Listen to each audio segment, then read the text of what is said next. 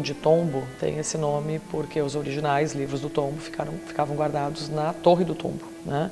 Esse nome passa para outros tipos para outros documentos que têm o mesmo tipo de registro, né? Que são doações referentes a um patrimônio. Então, dentro dos livros do tombo do Mosteiro de São Bento da Bahia, nós temos codicílios, sesmarias, doações de modo geral, testamentos, né? Cópias de documentos históricos, como o Regimento de Tomé de Souza, por exemplo, né?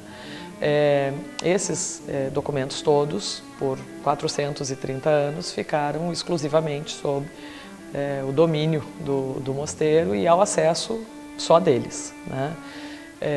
A importância desses documentos é porque eles trazem um panorama social da Bahia, né? E não só da Bahia, porque eles terminam atingindo outros estados, Pernambuco, Maranhão, a partir dessa documentação que está arrolada nesses documentos. Então nós temos personalidades históricas que transitam, né, ao longo desses documentos, como Catarina Paraguaçu, como Gabriel Soares, Garcia Dávila, documentos referentes a Tomé de Souza, que volta e meia são trasladados, e pessoas normais, né, que conviveram com eles nessa época em que o Brasil está nascendo e durante todo o período do Brasil colônia. Então a gente tem os nomes das mais antigas famílias, das mais tradicionais famílias, né, e tem registros de toda a região. Então a gente tem um panorama da formação da cultura brasileira dentro dessa documentação. Fora isso, esses livros trazem um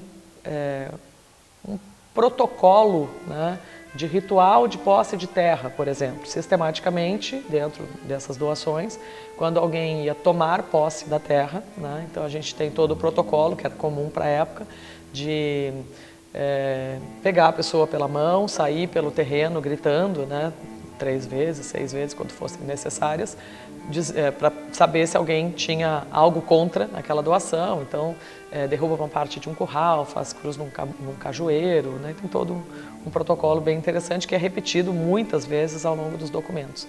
E fora isso, a gente tem a estrutura dos testamentos em si, né, que são bem interessantes também.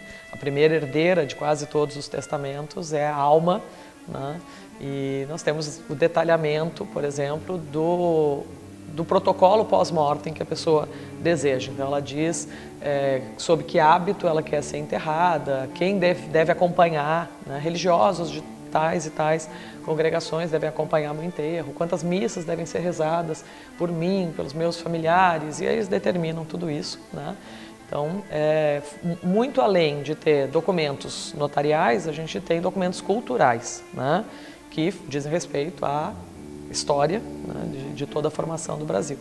Por causa disso, esses documentos são registrados como Memória do Mundo pela Unesco, pelo projeto da Unesco, né, de registro desse tipo de patrimônio.